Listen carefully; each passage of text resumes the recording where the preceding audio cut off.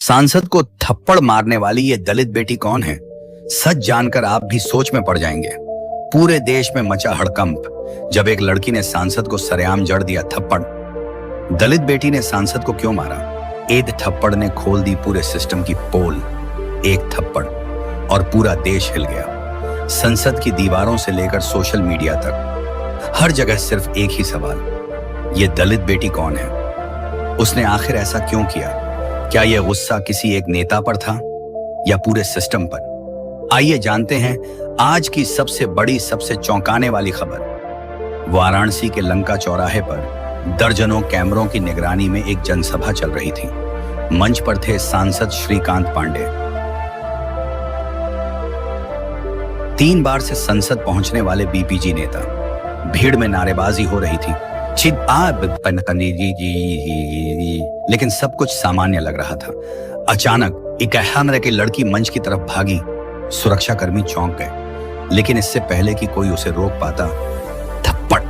पूरा मंच सन्न, कैमरे रिकॉर्ड कर रहे थे। सांसद के गाल पर वो तमाचा अब देश भर की स्क्रीन पर था। पुलिस ने तुरंत उस लड़की को पकड़ लिया। नाम पूछा, कविता भील। 2 साल की एक दलित छात्रा, बनारस हिंदू यूनिवर्सिटी में पढ़ती थी। राजनीति शास्त्र की छात्रा, चुपचाप पढ़ने वाली लेकिन अंदर से ज्वालामुखी। पुलिस थाने में उसने एक ही बात दोहराई, उसने मेरी माँ का अपमान किया था, मेरी जाति का मजाक उड़ाया था। कविता उत्तर प्रदेश के चंदौली जिले की रहने वाली है। उसके पिता मजदूरी करते थे, माँ आंगनबाड़ी में सहायिका। कविता ने पढ़ाई में हमेशा टॉप किया, लेकिन गांव में एक बात हमेशा उसके खिलाफ थी, उसकी जाति। स्कूल में उसे नीची बेंच पर बैठाया जाता, लड़कियां उसके साथ लंच नहीं खाती, लेकिन माँ कहती बिटिया पढ़ ले। अंबेडकर ने भी यही सहा था, तू भी निकलेगी इस दलदल से। कविता ने अंबेडकर की किताबें पढ़ी, संविधान समझा, लेकिन सिस्टम वही था, जातिवादी, घमंडी और महिला विरोधी। कुछ महीने पहले सांसद श्रीकांत पांडे का एक बयान वायरल हुआ था, नीच जातियों को ज्यादा छूट देने से देश का नुकसान होता है। इस बयान को कविता ने अपने सोशल मीडिया पर कड़ी निंदा की। उसने बीएचयू में विरोध प्रदर्शन किया, लेकिन कोई सुनवाई नहीं हुई। फिर आया वो दिन, सांसद उसी इलाके में कार्यक्रम के लिए आए। कविता चुपचाप पहुंची, एक हाथ में संविधान की प्रति, दूसरे में अपनी माँ की तस्वीर। मैं पूछना चाहती थी, संविधान में बराबरी है या सिर्फ किताबों में? जब किसी ने जवाब नहीं दिया तो उसके हाथ से निकल गया गुस्सा और पड़ गया थप्पड़। वीडियो वायरल हुआ, दलित बेटी स्लैप्स एमपी, ट्रेंड करने लगा। किसी ने कहा ये नक्सलियों की साजिश है, किसी ने कहा ये अंबेडकर की बेटी है। लेकिन कविता का जवाब सीधा था, अगर संविधान का अपमान करोगे तो थप्पड़ ही पड़ेगा। भीम आर्मी और देश भर की यूनिवर्सिटी से आवाजें उठी, कविता को रिहा करो। विशेषज्ञों का कहना है कि यह थप्पड़ केवल एक व्यक्ति पर नहीं, बल्कि पूरे जातिवादी ढांचे पर था। दलित बेटियों को आज भी सबसे ज्यादा शोषण झेलना पड़ता है, चाहे वो पंचायत हो, संसद हो या थाने।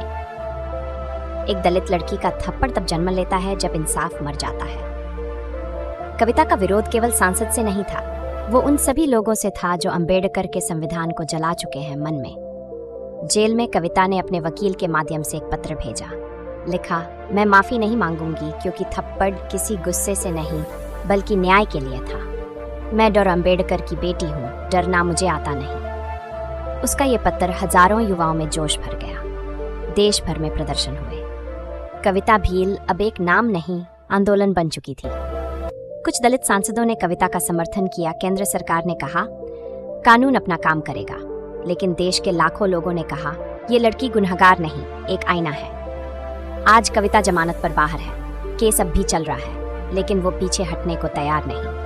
मुझे जेल में डालो या गोली मारो, मैं चुप नहीं बैठूंगी। मेरे साथ हजारों बेटियां हैं जो अब संविधान की ताकत से जवाब देंगी। तो अब सवाल ये है, क्या दलितों की बेटियों को आवाज उठाने का हक नहीं है? क्या थप्पड़ एक अपराध है या समाज को झकझोरने का आखिरी हथियार? अगर अंबेडकर आज होते तो क्या वो कविता को गुनहगार मानते या देश का नायक? अगर आप चाहते हैं कि कविता भील की आवाज दबे नहीं, इस वीडियो को शेयर करें, कमेंट में अपना समर्थन जरूर लिखें।